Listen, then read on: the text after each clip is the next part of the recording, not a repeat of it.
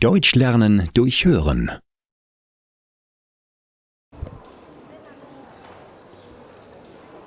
Guten Tag.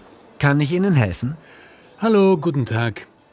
Ich habe vor einer Woche diese Jacke bei Ihnen gekauft. Leider habe ich erst jetzt gemerkt, dass hier auf dem Oberarm ein kleines Loch ist. Ich möchte die Jacke gern umtauschen. Haben Sie die Jacke schon getragen?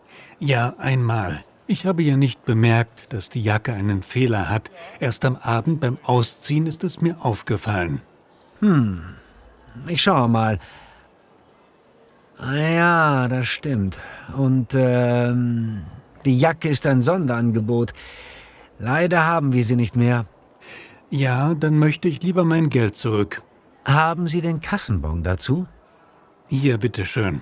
Bargeld können wir Ihnen leider nicht zurückzahlen.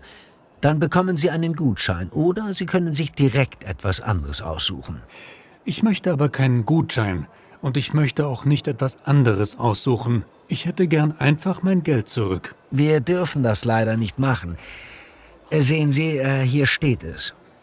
Umtausch nur gegen Gutschein. Na gut, dann geben Sie mir eben den Gutschein. Dann müssten Sie das hier noch ausfüllen und unterschreiben.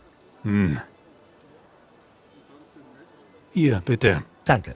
Und hier ist dann Ihre Gutschrift im Wert von 99 € für Sie. Dankeschön. Auf Wiedersehen.